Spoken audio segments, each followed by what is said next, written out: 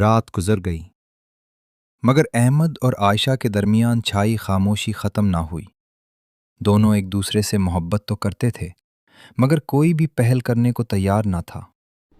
ایک طرف عائشہ کا شک تھا اور دوسری طرف احمد کی خاموشی۔ انہیں اندازہ نہیں تھا کہ یہی خاموشی ان کے رشتے کو تباہی کے قریب لے جا رہی ہے۔ اگلے چند دنوں میں احمد اپنے پروجیکٹ کی آخری تیاریوں میں مصروف ہو گیا۔ دوسری طرف عائشہ کے دل میں بے اعتمادی بڑھتی جا رہی تھی۔ وہ ہر چھوٹی بات کو شک کی نظر سے دیکھنے لگی۔ اگر احمد فون پر بات کرتا تو وہ سوچتی شاید سارہ ہوگی۔ اگر احمد دیر سے آتا تو اس کا دل مزید بے چین ہو جاتا۔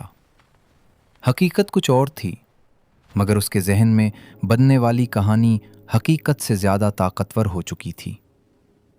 ایک دن احمد جلدی جلدی دفتر کے لیے نکل رہا تھا۔ اس دوران اس کا موبائل فون صوفے پر رہ گیا۔ چند لمحوں بعد فون بجنے لگا۔ عائشہ نے فون اٹھایا۔ اسکرین پر سارہ کا نام چمک رہا تھا۔ اس کا دل زور زور سے دھڑکنے لگا۔ کال مسلسل آ رہی تھی۔ کچھ لمحے سوچنے کے بعد اس نے کال ریسیو کر لی۔ دوسری طرف سے گھبرائی ہوئی آواز آئی۔ سر، خوشخبری ہے، ہمارا پروجیکٹ منظور ہو گیا ہے۔ آج سب لوگ سرپرائز پارٹی کی تیاری کر رہے ہیں، پلیز جلدی آ جائیے۔ عائشہ چند لمحوں کے لیے خاموش رہ گئی۔ سارہ کو اندازہ ہی نہیں تھا کہ فون احمد نے نہیں بلکہ عائشہ نے اٹھایا ہے۔ اسی وقت سارہ نے مزید کہا، اور سر، میڈم کو بھی ضرور ساتھ لائیے گا، ہم سب ان سے ملنا چاہتے ہیں۔ یہ سنتے ہی عائشہ حیران رہ گئی۔ یہ لہجہ، یہ انداز، اس میں کسی قسم کی ایسی بات نہیں تھی جس سے اس کے شک کی تصدیق ہوتی۔ سارہ نے فوراً معذرت کرتے ہوئے فون بند کر دیا۔ عائشہ کئی منٹ تک خاموش بیٹھی رہی۔ اس کے ذہن میں پچھلے کئی ہفتوں کے تمام واقعات گھومنے لگے۔ کیفے، دفتر، پیغام، احمد کی خاموشی اور اپنا شک۔ پہلی بار اسے محسوس ہوا کہ شاید وہ جلد بازی میں غلط نتیجہ نکال بیٹھی تھی۔ اسی شام احمد گھر آیا۔ اس کے ہاتھ میں مٹھائی کا ڈبہ تھا۔ چہرے پر کئی دنوں بعد خوشی تھی۔ عائشہ، اللہ کا شکر ہے، پروجیکٹ کامیاب ہو گیا۔ اگلے مہینے میری پروموشن بھی ہونے والی ہے۔ مگر آج عائشہ کی آنکھوں میں آنسو تھے۔ احمد گھبرا گیا۔ کیا ہوا؟ سب خیریت ہے؟ عائشہ خاموش رہی۔ چند لمحوں بعد اس نے دھیرے سے کہا، مجھے آپ سے ایک بات کرنی ہے۔ دونوں بیٹھ گئے۔ کمرے میں مکمل خاموشی تھی۔ عائشہ نے کانپتی ہوئی آواز میں کہا، میں نے آپ پر شک کیا۔ احمد حیران رہ گیا۔ عائشہ کی آنکھوں سے آنسو بہنے لگے۔ مجھے وہ پیغام ملا تھا، پھر میں نے آپ کو کیفے میں سارہ کے ساتھ دیکھا۔ میں نے ہر چیز کو غلط سمجھ لیا۔ کمرے میں چند لمحوں کے لیے خاموشی چھا گئی۔ احمد نے گہرا سانس لیا۔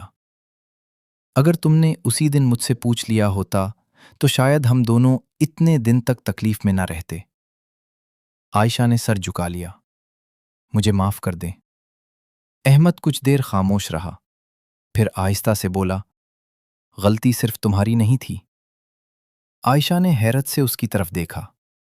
احمد نے نرم لہجے میں کہا، میں نے بھی کبھی تمہیں اپنے دفتر کے حالات نہیں بتائے۔ میں سمجھتا رہا کہ تمہیں پریشان کرنے کی ضرورت نہیں۔ شاید مجھے تمہیں ہر بات میں شریک رکھنا چاہیے تھا۔ یہ سنتے ہی عائشہ کی آنکھوں سے آنسو مزید بہنے لگے۔ اسی وقت چھوٹا ہادی کمرے میں آیا۔ اس نے دونوں کو خاموش بیٹھا دیکھا۔ وہ دوڑ کر دونوں کے درمیان بیٹھ گیا۔ اپنے ننھے ہاتھوں سے اس نے ایک ہاتھ امی کا اور دوسرا ہاتھ پاپا کا پکڑ لیا۔ معصوم لہجے میں بولا، اب آپ دونوں دوست بن گئے نا؟ احمد اور عائشہ ایک دوسرے کو دیکھ کر مسکرا دیے۔ کئی دنوں بعد ان کے چہروں پر حقیقی مسکراہٹ واپس آئی۔ احمد نے ہادی کو گود میں اٹھا لیا۔ عائشہ بھی ان کے قریب آ گئی۔ وہ لمحہ صرف ایک خاندان کے دوبارہ ملنے کا نہیں تھا بلکہ اعتماد کے دوبارہ زندہ ہونے کا تھا۔ चंद दिन बाद अहमद ने आयशा को अपने दफ्तर ले जाने का फैसला किया। उसने अपने तमाम साथियों से उसका तारुफ करवाया। सारा भी वहां मौजूद थी। उसने इंतहाई एहतराम से आयशा का इस्तकबाल किया। मुस्कुराते हुए कहा, मैडम, सर हमेशा आप और हादी की बहुत तारीफ करते हैं। कहते हैं कि मेरी असल ताकत मेरा खानदान है। ये सुनकर आयशा की आंखें नम हो गईं। उसने महसूस किया कि जिस इंसान पर उसने शक किया वो तो हर जगह उसकी इज्जत और मोहब्बत का जिक्र करता रहा। वापसी पर गाड़ी में खामोशी थी, लेकिन आज ये खामोशी बोझ नहीं थी, ये सुकून की खामोशी थी। आयशा ने अहमद का हाथ थाम लिया। आज के बाद अगर मेरे दिल में कभी कोई सवाल आया तो मैं खामोश नहीं रहूंगी, सबसे पहले आपसे पूछूंगी। अहमद मुस्कुराया। और मैं भी आज के बाद अपनी जिंदगी की हर अहम बात तुमसे शेयर करूंगा, क्योंकि रिश्ता सिर्फ मोहब्बत से नहीं, एतमाद और गुफ्तगू से भी मजबूत रहता है। उस रात उनके घर की रौनक फिर लौट आई। हादी की हंसी फिर गूंजने लगी। खाने की मेज पर बातें होने लगीं, और वो घर जो चंद दिन पहले खामोशियों का कैदी बन चुका था, एक बार फिर मोहब्बत से भर गया। सबक: बहुत से रिश्ते बेवफाई से नहीं टूटते, बल्कि अधूरी बातों, खामोशियों और गलत फहमियों की वजह से टूट जाते हैं। अगर दिल में कोई सवाल हो तो जवाब किसी और से नहीं, अपने शरीके हयात से मांगिए। याद रखिए, एतमाद हर मजबूत रिश्ते की बुनियाद है, और खुलकर बात करना हर गलत फहमी का बेहतरीन इलाज।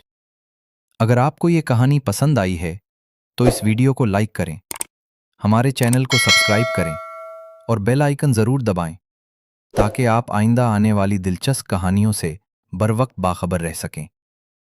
आपकी मोहब्बतों का दिल की गहराइयों से शुक्रिया।